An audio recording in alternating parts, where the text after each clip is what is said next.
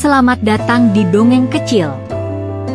Di balik tembok tinggi istana dinasti Ming, tersembunyi kisah seorang gadis yang dibuang, diremehkan, namun tak pernah menyerah. Namanya Shen Jiao, anak perempuan kedua dari keluarga Perdana Menteri, yang sejak kecil diasingkan ke desa.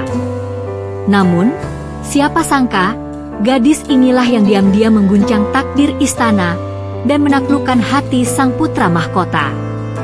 Ini bukan kisah tentang balas dendam, melainkan tentang ketulusan, kekuatan hati, dan cinta yang tak mengenal batas status. Mari duduk sejenak, dan dengarkan kisah luar biasa ini sampai akhir. Jangan lupa untuk subscribe, nyalakan lonceng notifikasi, dan beri dukunganmu agar channel ini terus membagikan kisah-kisah memikat seperti ini. Di balik gerbang megah kediaman keluarga Shen, seorang gadis kecil bernama Shen Jiao tumbuh dalam bayang-bayang kemegahan dan kesedihan. Ia adalah putri kedua dari Perdana Menteri Shen Qingshan, lahir dari istri sahnya yang telah meninggal saat Shen Jiao baru berusia 5 tahun. Sejak ibunya wafat, kasih sayang dalam rumah itu sirna seketika. Nyonya kedua, Madame Luo, mengambil alih posisi nyonya utama, membawa serta putri kandungnya, Shen Lianhua, yang lebih tua 2 tahun dari Jiao. Shen Jiao yang berparas cantik mewarisi keelokan ibunya, menjadikannya sasaran kecemburuan Madame Luo dan anak perempuannya. Mata indah dan pembawaan tenang Shen Jiao justru menjadi alasan dia dibenci dan diremehkan dalam rumah besar yang dulu menyambutnya dengan hangat. Segala yang dulunya milik ibunya, diambil alih oleh Madame Luo dengan dalih kepentingan keluarga. Pakaian Jiao disisihkan, tempat tidur dipindah ke ruang kecil di belakang, dan para pelayan yang dulu menyayanginya diperintahkan menjauhinya. Ayahnya, sibuk dengan urusan negara, tak menyadari putrinya dikesampingkan dan perlahan-lahan dihapus dari pusat perhatian keluarga. Pada usia 5 tahun, alasan dibuat-buat bahwa Shen Jiao lemah tubuh dan perlu udara segar, menjadi dalih pengasingannya ke perkebunan keluarga di desa Qingmei. Tak seorang pun menemaninya ke sana, kecuali pelayan tua setiap peninggalan ibunya, Nenek Li. Di sanalah, jauh dari hiruk-pikuk ibu kota, nasib baru Shen Jiao dimulai, dalam sepi dan kesunyian. Desa Qingmei, yang dipenuhi ladang teh dan hutan bambu, menjadi saksi perubahan hidup Shen Jiao. Gadis kecil yang dipandang remeh itu tumbuh dalam ketenangan alam dan rahasia besar yang hanya sedikit orang tahu. Di balik cadar dan kerudung tipis yang ia kenakan saat keluar rumah, Shen Jiao adalah murid satu-satunya dari tabib Lang Tian, seorang legenda pengobatan yang memilih hidup menyendiri. Ia belajar mengenali ratusan tanaman obat, menyembuhkan luka dalam dan luar, dan mengobati penyakit yang bahkan tabib istana pun belum tentu mampu menanganinya. Penduduk desa mengenalnya sebagai tabib muda berkerudung, tetapi tak seorang pun tahu wajah aslinya. Ia membantu tanpa pamrih, dan kisah keajaibannya menyebar dari desa ke desa. Suatu malam menjelang musim gugur, saat kabut mulai menutupi jalur hutan, Shen Jiao menemukan seorang pria muda bersimbah darah terbaring tak sadarkan diri di bawah pohon cemara. Pakaiannya mahal, berwarna biru gelap bersulam benang emas, menandakan statusnya sebagai bangsawan. Tanpa ragu, Shen Jiao memanggil Nenek Li untuk membantunya membawa pria itu ke rumah kecil mereka. Selama hampir sebulan, ia merawat pria itu dengan penuh kesabaran, mengganti perban, membuat ramuan, dan menyuapinya saat demam tinggi menyerang. Pria itu tidak pernah tahu siapa yang merawatnya karena wajah Shen Jiao tertutup saat mereka bertemu. Namun, dalam matanya yang tajam, ia mengingat aroma segar khas tanaman obat dan sentuhan lembut yang menyelamatkan nyawanya. Setelah pulih, pria muda itu memperkenalkan dirinya sebagai Sima Chen, dan berjanji akan kembali menjemput gadis penyelamatnya untuk membalas budi. Shen Jiao hanya tersenyum di balik cadarnya dan mengangguk pelan, tak berkata banyak. Hari itu, ia mengantar Sima Chen hingga ke batas hutan, lalu kembali dengan hati yang hangat namun bingung. Ia tak pernah berharap banyak dari pertemuan singkat itu, namun aroma kepercayaan telah tertanam. Beberapa musim berlalu sejak pertemuan itu. Hidup Jiao tetap tenang di desa, meski dalam diam hatinya kadang teringat pada pria yang telah ia tolong. Ia tak tahu, takdirnya perlahan-lahan bergulir, dan hidup sederhananya akan segera berubah dalam cara yang tak pernah ia bayangkan. Musim semi tiba dengan kabar yang mengguncang seluruh keluarga bangsawan di ibu kota. Istana mengumumkan pemilihan putri mahkota, dan seluruh anak perempuan dari keluarga berstatus pangkat 5 ke atas diwajibkan ikut serta. Shen Qingshan, yang nama keluarganya terpandang sebagai Perdana Menteri tingkat pertama, tentu tak terkecuali. Maka diputuskan bahwa seluruh putri dari kediaman Shen harus dikumpulkan, termasuk Shen Jiao yang selama ini dianggap telah dibuang ke desa. Surat perintah segera dikirimkan ke desa Qingmei, memerintahkan Shen Jiao kembali ke ibu kota dan tinggal di kediaman utama. Tanpa banyak tanya, Shen Jiao menurut, meski hatinya ragu akan alasan dibalik panggilan mendadak itu. Kepulangan Shen Jiao ke kediaman keluarga Shen tidak disambut dengan tangan terbuka, melainkan tatapan tajam dan ejekan dingin. Madame Luo menatapnya seakan melihat hantu masa lalu, dan Shen Lianhua menyambutnya dengan senyum penuh racun. "Kau benar-benar datang dengan pakaian kasar seperti itu?" cibirnya, sambil mencubit lengan adiknya yang kurus. Para pelayan pun ikut memperlakukannya sebagai pengganggu, menyuruhnya membersihkan sendiri kamarnya yang penuh debu dan mematikan lentera di malam hari. Tapi Shen Jiao tetap diam, tidak membalas, tidak menuntut. Ia menyimpan identitasnya sebagai tabib sakti rapat-rapat, karena ia tahu, di rumah ini, bahkan kebaikan pun bisa dibunuh oleh rasa iri dan kebencian.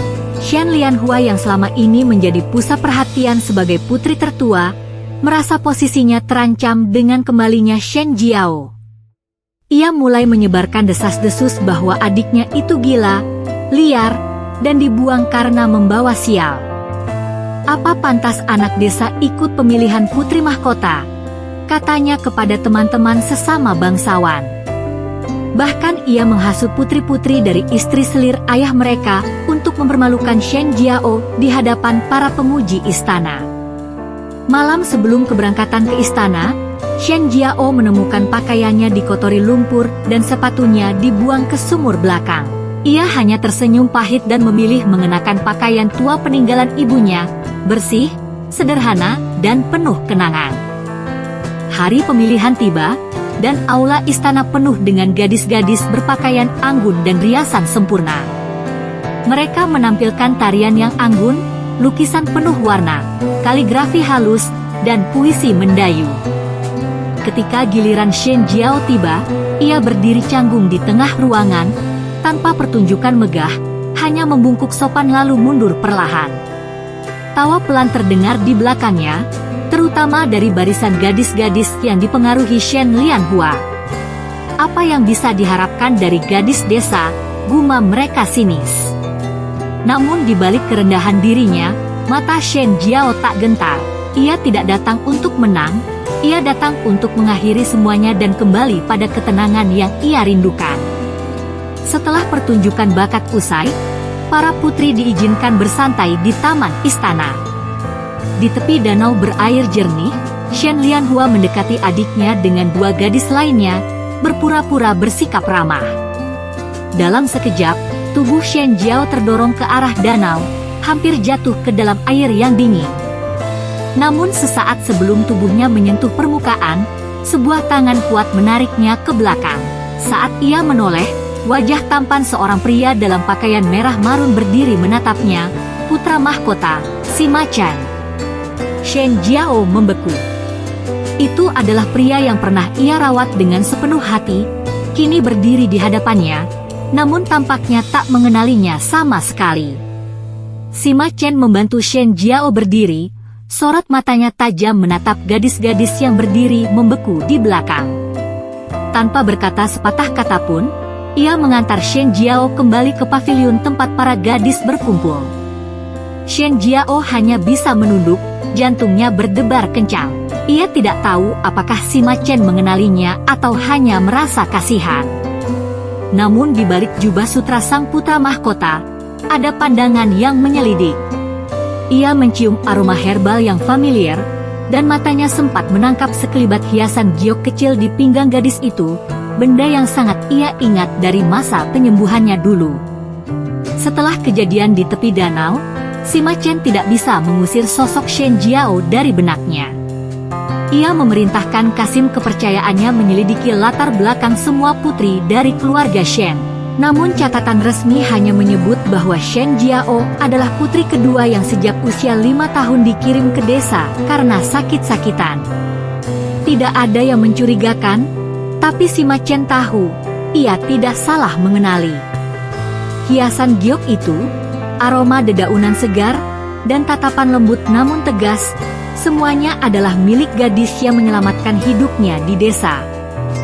Hatinya mulai condong, meski belum berkata apa-apa kepada siapapun. Pemilihan telah selesai, namun tidak ada pengumuman siapa yang dipilih. Para putri dikembalikan ke rumah masing-masing dan diperintahkan menunggu dekret kerajaan. Shen Lianhua kembali dengan kepala terangkat tinggi, merasa yakin ialah yang paling berkilau dan layak sebagai calon putri mahkota. Ia bahkan telah menyuruh para pelayan untuk menyiapkan kamar dan gaun kemenangan. Hanya orang buta yang akan memilih Shen Jiao, katanya congkak sambil duduk di aula keluarga. Shen Jiao sendiri diam di kamarnya, kembali mengenakan pakaian sederhana, dan hanya berharap semuanya segera usai agar ia bisa kembali ke desa tempat hatinya tenang. Malam menjelang dengan udara yang tenang namun menyesakan. Shen Jiao duduk di depan cermin tua peninggalan ibunya, menyisir rambut panjangnya perlahan. Bayangan wajahnya memantul bersama bayangan masa kecil, waktu ibunya masih hidup, sebelum semua berubah. Ia menggenggam batu giok itu erat-erat, benda terakhir yang mengikatkan dirinya pada cinta dan kedamaian. Ibu, aku tidak tahu kenapa namaku dipanggil pulang, aku hanya ingin pergi dari sini, bisiknya pelan. Tapi takdir, seperti musim semi yang tak bisa dihentikan, tampaknya memiliki jalan sendiri yang tidak dapat ia tolak. Fajar tiba, dan keluarga Shen berkumpul di aula utama. Gong kerajaan terdengar dari kejauhan, diikuti rombongan Kasim berpakaian merah emas membawa gulungan dekret suci. Shen Lianhua tersenyum percaya diri, sudah berdiri paling depan dengan angkuhnya. Pelayan-pelayan membawa nampan teh dan buah untuk menyambut utusan istana. Suasana tegang mengisi udara, semua menahan napas saat gulungan dibuka. Atas perintah Yang Mulia Kaisar, calon putri mahkota yang terpilih adalah Shen Jiao, putri kedua dari Perdana Menteri Shen Qingshan. Seketika ruangan itu membeku. Senyum Lianhua membatu, dan semua mata menoleh dengan terkejut pada sosok yang berdiri diam di pojok ruangan. Wajah Shen Lianhua memerah menahan amarah, matanya melotot ke arah Shen Jiao seolah hendak membakar gadis itu hidup-hidup. Para selir dan saudara lainnya membisu, tidak percaya dengan nama yang tertulis di dekret. Shen Qingshan, sang Perdana Menteri, pun terdiam, sulit menyembunyikan keterkejutannya. Seumur hidupnya, ia tak pernah menganggap Shen Jiao sebagai anak yang berarti. Namun sekarang, gadis itu adalah calon permaisuri kerajaan. Semua rasa remeh, hinaan, dan kekerasan yang dulu mereka tujukan pada Shen Jiao berubah menjadi ketakutan dan penyesalan yang membungkam. Begitu Kasim istana pergi, Shen Lianhua bergegas meninggalkan ruangan dengan langkah marah. Di balik kamarnya, benda-benda dilemparkan, suara pecahan porselen menggema, hingga pelayan pun takut masuk. Shen Jiao tetap berdiri tenang, wajahnya datar namun matanya menyiratkan luka lama yang tak bisa sembuh begitu saja. Pelayan yang dulu mencemoohnya kini menunduk sopan, menawarkan teh dan makanan hangat. Namun ia menolak dengan lembut, tidak ingin menyentuh perhatian palsu yang lahir dari rasa takut. Bagi Shen Jiao, kasih kasih sayang tidak seharusnya hadir karena jabatan dan kekuasaan. Shen Qingshan, sang ayah, mulai menunjukkan perhatian, mengirimkan pakaian indah, perhiasan mahal, dan makanan pilihan ke pavilion Shen Jiao. Selir utama bahkan datang sendiri menawarkan ramuan penambah stamina, pura-pura peduli pada kesehatan calon menantu kaisar. Namun Shen Jiao hanya menerima barang-barang itu tanpa kata, lalu menyerahkannya kepada pelayan tua yang dulu diam-diam memberinya makanan di masa kecil. Berikan ini kepada orang-orang tua di desa yang kelaparan, katanya. Sikapnya yang anggun namun tak terjamah membuat seluruh rumah merasa semakin rendah dan bersalah. Waktu berlalu cepat. Persiapan pernikahan digelar dengan meriah. Utusan istana datang hampir tiap hari membawa kain terbaik dari selatan dan permata dari utara. Sima Chen, sang putra mahkota, tidak lagi menyembunyikan ketertarikannya. Meski belum mengunjungi Shen Jiao secara langsung, ia mengirim surat-surat singkat dan hadiah bermakna.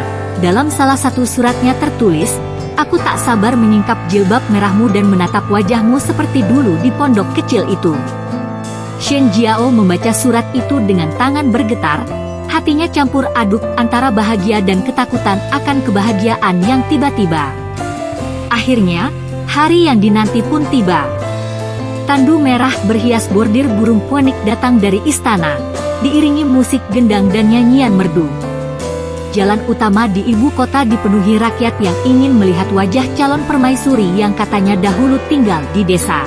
Shen Jiao melangkah dengan tenang, mengenakan gaun merah bersulam emas dan jilbab merah menutupi wajahnya. Di luar gerbang utama, Sima Chen menunggunya dengan gagah di atas kuda hitam, senyumnya penuh makna saat melihat sosok dalam tandu itu mendekat. Hari itu, langit seolah memberkati pernikahan yang menyatukan dua hati dari dua dunia yang berbeda.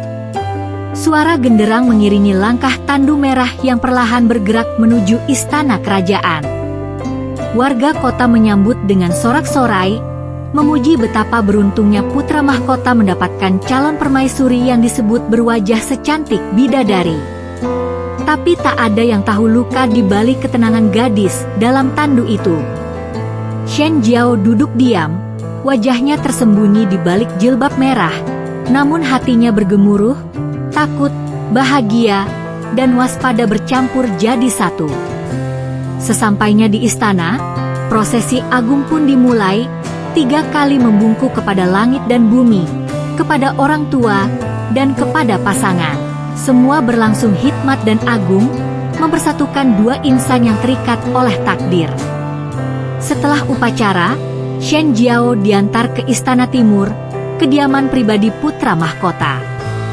Kamar pengantin dihias dengan lentera merah, bunga plum, dan dupa wangi melambangkan kebahagiaan. Ia duduk di ranjang berlapis kain merah, menunggu sang pengantin pria. Detik demi detik berlalu, hingga akhirnya Sima Chen masuk, mengenakan pakaian pernikahan lengkap. Langkahnya mantap, namun penuh kelembutan saat menghampiri sang istri. Dengan hati-hati, ia membuka jilbab merah Shen Jiao, menampakkan wajah yang dulu hanya ia lihat sekilas di bawah cahaya obor di desa. "Akhirnya aku menemukanmu," bisiknya, mata mereka bertemu, membangkitkan kenangan manis di tengah hutan. Shen Jiao menunduk, wajahnya memerah. "Bagaimana yang mulia tahu itu aku?"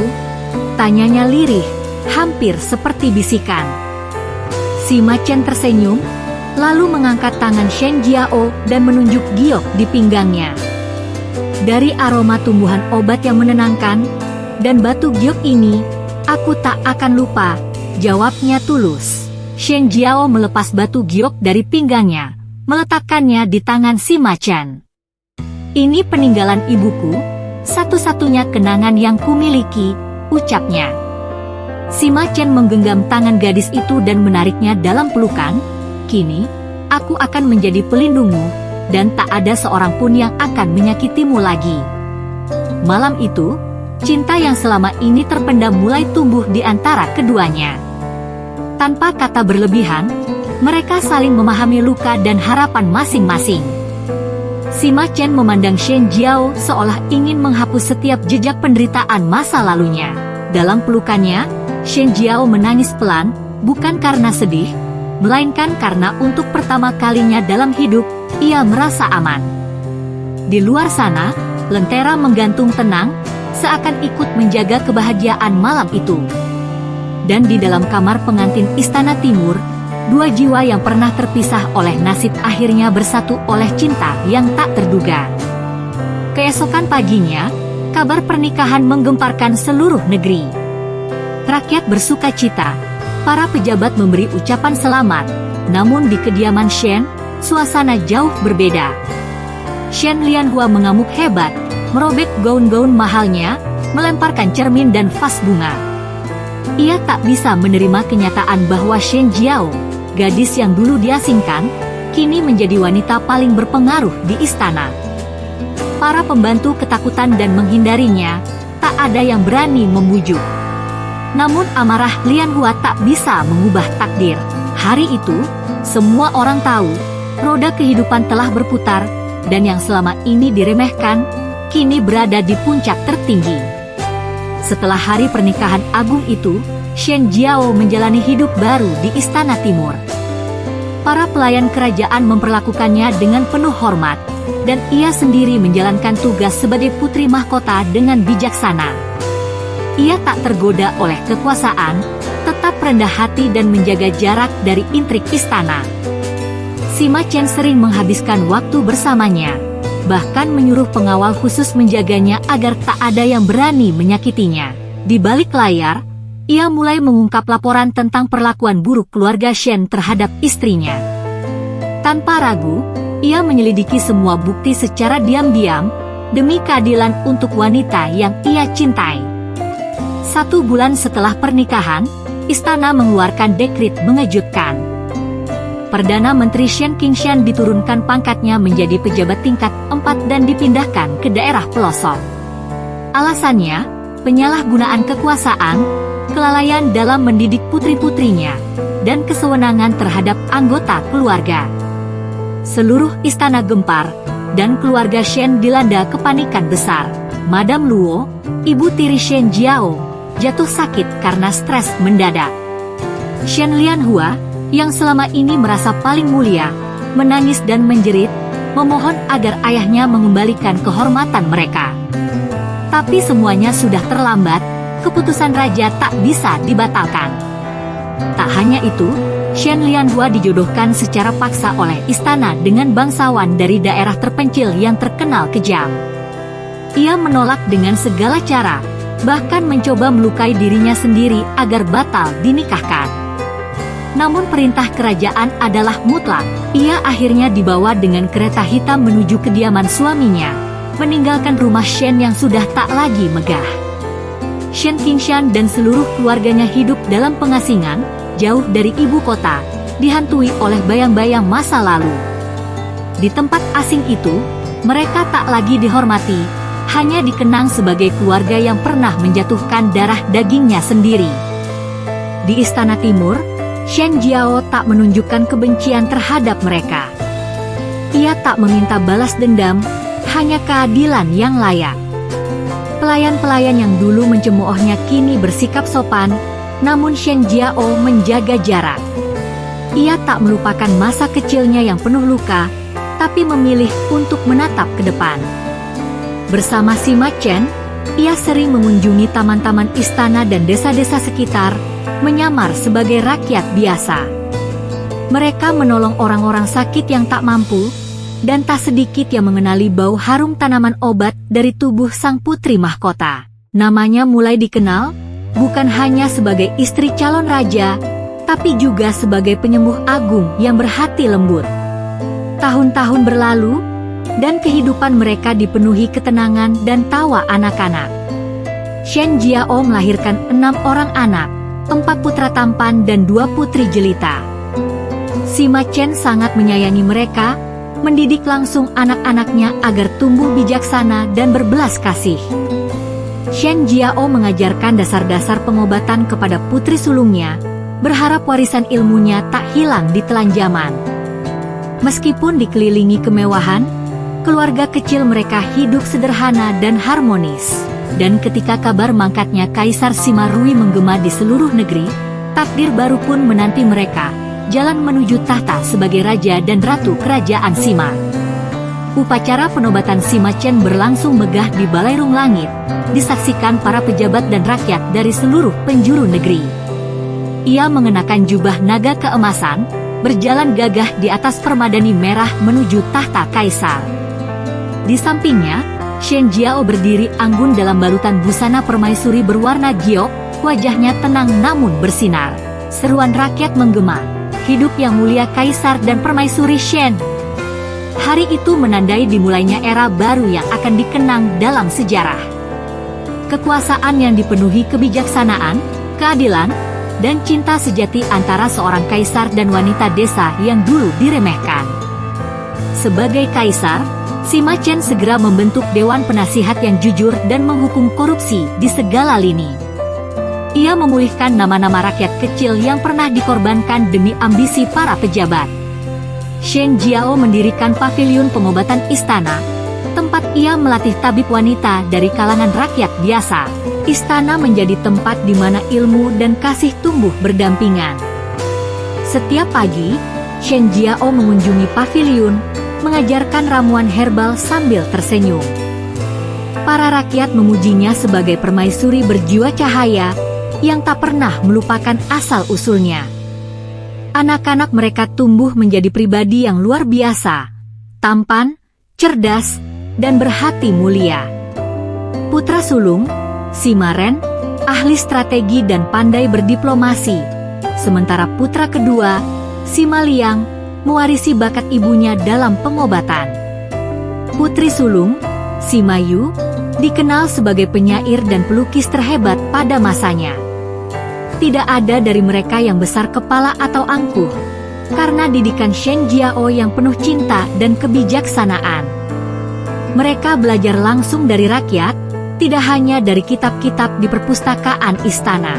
Kerajaan Sima berkembang pesat, damai, dan makmur di bawah kepemimpinan kaisar dan permaisuri yang disayangi. Suatu hari, Shen Jiao berdiri di balkon istana timur, memandang ke arah desa tempat ia pernah diasingkan. Angin membawa aroma herbal yang familiar, seolah mengingatkannya pada awal perjalanan hidupnya. Ia menggenggam batu giok peninggalan ibunya, yang kini tergantung di sabuk emas kerajaan. Dari gadis kecil yang dibuang, hingga menjadi permaisuri tercinta, takdir telah menuliskan kisahnya dengan tinta penuh keajaiban. Sima Chen memeluknya dari belakang, berkata pelan, "Jika waktu diputar kembali, aku tetap memilih kau, Shen Jiao." Ia tersenyum, air matanya jatuh perlahan, bukan karena sedih, melainkan penuh syukur. Dan begitulah, kisah Shen Jiao, gadis yang dulu diasingkan ke desa, kini hidup sebagai permaisuri yang dihormati dan dicintai. Ia tidak pernah membalas dendam, karena hatinya lebih kuat dari rasa benci. Cinta dan ketekunan yang ia bawa dari masa kecil menjadi cahaya yang menerangi seluruh kerajaan. Legenda tentangnya dituturkan turun-temurun, sebagai lambang bahwa ketulusan hati selalu menang melawan kesombongan. Rakyat tak hanya mengenalnya sebagai permaisuri, tapi juga sebagai tabib langit, wanita yang mengobati luka tak hanya di tubuh, tapi juga di jiwa. Dan cinta mereka kekal, melampaui sejarah dan waktu. Sampai di sini dulu cerita kali ini. Share, komen dan like cerita ini. Jika kamu punya cerita seru lainnya, silahkan komen di bawah.